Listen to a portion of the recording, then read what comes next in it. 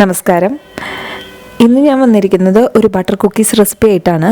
Almond butter cookies. പലതരത്തിലുള്ള butter cookies recipes ഞാൻ മുമ്പ് ഷെയർ ചെയ്തിട്ടുണ്ട്. ഇതിൽ നമ്മൾ ബേക്കിംഗ് പൗഡറും ബേക്കിംഗ് സോഡയും ചേർക്കാണ്ടാണ് ഈ കുക്കീസ് ഉണ്ടാക്കിയെടുക്കുന്നത്. വളരെ സിമ്പിളാണ് ഉണ്ടാക്കിയെടുക്കാൻ, അതുപോലെ തന്നെ ടേസ്റ്റിയാണ്. അപ്പോൾ ഇത് നമുക്ക് എങ്ങനെ ഉണ്ടാക്കാമെന്ന് നോക്കാം. അതിനു മുമ്പായിട്ട് എൻ്റെ ചാനൽ ആദ്യമായിട്ടാണ് നിങ്ങൾ കാണുന്നതെങ്കിൽ ഞാൻ ലക്ഷ്മി. ഞാൻ ഇതുപോലെയുള്ള ഹെൽത്തി റെസിപ്പീസാണ് കൂടുതൽ ഈ ചാനലിലൂടെ നിങ്ങളായിട്ട് ഷെയർ ചെയ്യാറ്. അപ്പോൾ നിങ്ങൾക്ക് ഈ ചാനൽ ഇഷ്ടപ്പെടുകയാണെങ്കിൽ താഴെ കാണുന്ന റെഡ് സബ്സ്ക്രൈബ് ബട്ടണിൽ ഒന്ന് ക്ലിക്ക് ചെയ്യൂ. അതുപോലെ തൊട്ടടുത്തുള്ള ബെല്ലൈക്കൺ കൂടി പ്രസ് ചെയ്താൽ ഞാൻ വീഡിയോസ് ഇടുമ്പോൾ അത് നിങ്ങൾക്ക് നോട്ടിഫിക്കേഷനായിട്ട് കിട്ടും. അപ്പോൾ നമുക്ക് വീഡിയോയിലേക്ക് കിടക്കാം. കുക്കീസ് ഉണ്ടാക്കാനായിട്ട് ആദ്യം നമ്മൾ ഒരു ബൗൾ എടുക്കുക. അതിലേക്ക് ചേർത്ത് കൊടുക്കേണ്ടത് ഫസ്റ്റ് ബട്ടറാണ്. അപ്പോൾ റൂം ടെമ്പറേച്ചറിലുള്ള ബട്ടർ വേണം ചേർക്കാൻ. 150 ഗ്രാം ബട്ടർ വേണം. അപ്പോൾ നമുക്ക് 100-ൻ്റെ നാട്ടിലൊക്കെ 100 ഗ്രാമിൻ്റെ പാക്കറ്റായിട്ടാണ് കിട്ടുക. അപ്പോൾ ഒരു 1.5 പാക്കറ്റ് ബട്ടർ അത് ചേർത്ത് കൊടുക്കാം. ഞാനിത് കുറച്ച് നേരം മുമ്പ് ഫ്രിഡ്ജിൽ നിന്ന് എടുത്ത് പുറത്ത് വെച്ചതാണ്. ഇത് നന്നായിട്ടൊന്ന് മിക്സ് ചെയ്തെടുക്കണം ആദ്യം.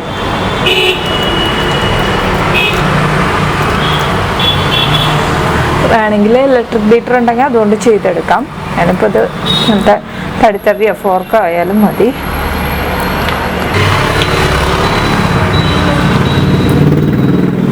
ഇനി ഇതിലേക്ക് ചേർക്കേണ്ടത് ഷുഗറാണ്. അപ്പോൾ നിങ്ങൾക്ക് ഏത് തരം ഷുഗർ വേണമെങ്കിലും ചേർക്കാം. ഇത് 3/4 കപ്പാണുള്ളത്. ചേർത്ത് കൊടുക്കാം. ഞാൻ ശർക്കര പൊടിച്ചതാണ് യൂസ് ചെയ്യാറ്. ഇതും കൂടി ചേർത്ത് നന്നായിട്ട് രണ്ടും മിക്സ് ചെയ്തെടുക്കണം. നല്ല സോഫ്റ്റായി വരണം. നന്നായിട്ട് സോഫ്റ്റായി വന്നിട്ട് ബട്ടറും ഷുഗറും കൂടിയിട്ട് ഇനി ഇതിലേക്ക് നമുക്ക് ചേർക്കേണ്ടത് ഒരു മുട്ടയുടെ മഞ്ഞ മാത്രം ചേർക്കണം. ഫുൾ മുട്ട വേണ്ട, മഞ്ഞ മാത്രം. നന്നായിട്ടൊന്ന് മിക്സ് ചെയ്തെടുക്കാം.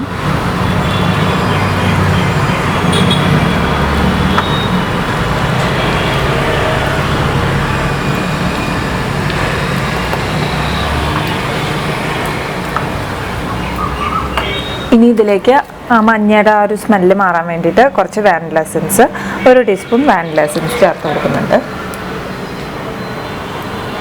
നിങ്ങൾക്ക് വേറെ ഏത് എസൻസ് വേണമെങ്കിൽ ചേർക്കാം. ആൽമണ്ട് ഉണ്ടെങ്കിൽ ആൽമണ്ട് എസൻസ് ഉണ്ടെങ്കിൽ അത് ചേർത്ത് കൊടുക്കാം.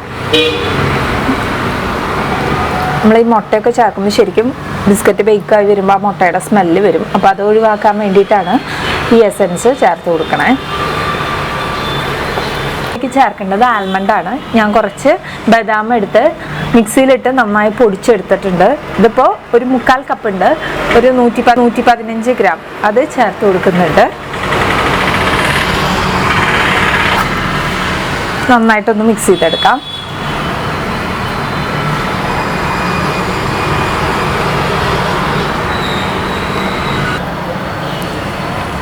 ഇനി ഇതിലേക്ക് ചേർക്കേണ്ടത് ഗോതമ്പ് പൊടിയാണ്. ഇതിപ്പോൾ 175 ഗ്രാം ഉണ്ട്.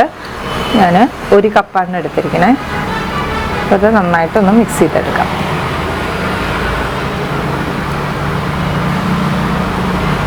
കുറേശ്ശെ ചേർത്ത് ഇതുപോലെ മിക്സ് ചെയ്തെടുക്കാം. ഗോതമ്പ് പൊടി ചേർത്തിട്ടുള്ള ബിസ്ക്കറ്റ് ആയതുകൊണ്ട് കുറച്ചും കൂടി ഒന്ന് സോഫ്റ്റ് ആവാൻ വേണ്ടിയിട്ട് ഞാൻ 1 ടേബിൾ സ്പൂൺ കോൺഫ്ലോർ ചേർത്ത് കൊടുക്കുന്നുണ്ട്. കൈ കൊണ്ട് നന്നായിട്ടൊന്ന് മിക്സ് ചെയ്തെടുക്കണം. ഇതിലിപ്പോൾ ഞാൻ പാലോ വെള്ളമൊന്നും ചേർത്തിട്ടില്ല. അല്ലാണ്ട് തന്നെ നമുക്കിത് കുഴച്ചെടുക്കാൻ പറ്റും.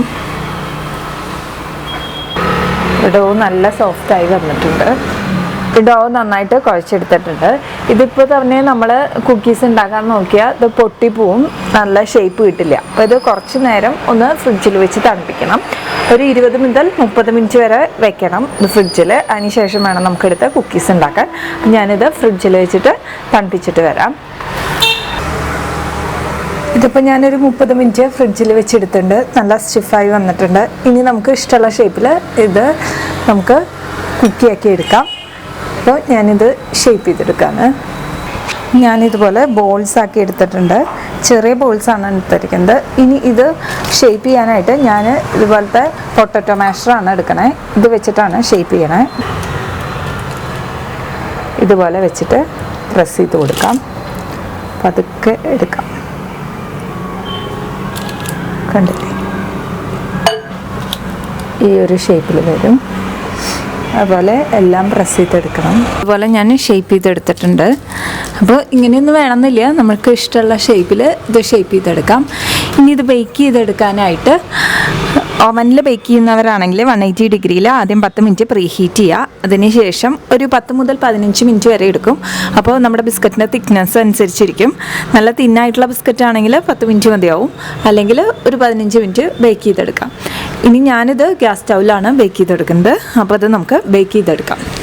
നമുക്ക് ഏത് മെത്തേഡിൽ വേണമെങ്കിലും ഈ ബിസ്ക്കറ്റ് ബേക്ക് ചെയ്തെടുക്കാം. ഒന്നില്ലെങ്കിൽ ഒരു പാത്രത്തിൽ ഉപ്പിട്ടിട്ട് അതിൻ്റെ മുകളിൽ ഒരു പ്ലേറ്റിൽ ബിസ്ക്കറ്റ് വെച്ച് കൊടുത്ത് ബേക്ക് ചെയ്തെടുക്കാം. അല്ലെങ്കിൽ കുക്കറിൽ ബേക്ക് ചെയ്തെടുക്കാം, സെയിം മെത്തേഡിൽ തന്നെ. അല്ലെങ്കിൽ പാനിൽ ബേക്ക് ചെയ്തെടുക്കാം. ഞാൻ മുമ്പ് ഇത് എല്ലാ മെത്തേഡും കാണിച്ചിട്ടുണ്ട്. പിന്നെ ഞാൻ ചെയ്യുന്നത് പാനിലാണ്. നോൺ സ്റ്റിക്ക് ഒഴിവാക്കാനായിട്ട് ഞാനിപ്പോൾ ഒരു ഇരുമ്പിൻ്റെ പാനിൽ ആദ്യം ഉപ്പ് ഇട്ട് നന്നായി ചൂടാക്കി. ഇനി അതിൻ്റെ മുകളിൽ ഇരുമ്പിൻ്റെ ചപ്പാത്തി തട്ടാണ്, അപ്പോൾ അത് വെച്ച് കൊടുത്തു. ഇനി ഇതിൻ്റെ മുകളിലാണ് ഞാൻ ബേക്ക് ചെയ്തെടുക്കാൻ പോകുന്നത്. ഇതിൻ്റെ മുകളിൽ നമ്മൾ കുക്കീസ് വെച്ച് ഇനി ഇത് അടച്ച് വെച്ച് നമുക്ക് ബേക്ക് ചെയ്തെടുക്കാം. ആവി പുറത്തേക്ക് പോകാത്ത പോലെ വേണം നമ്മൾ അടച്ചു വയ്ക്കാനായിട്ട്. ഇനി ഇത് അടച്ചു വെച്ച് ലോ ഫ്ലെയിമിൽ നമുക്കൊരു 10 മിനിറ്റ് വെച്ച് നോക്കാം, 15 മിനിറ്റ് വെച്ച് നോക്കാം. ആയിട്ടില്ലെങ്കിൽ വീണ്ടും വയ്ക്കാം.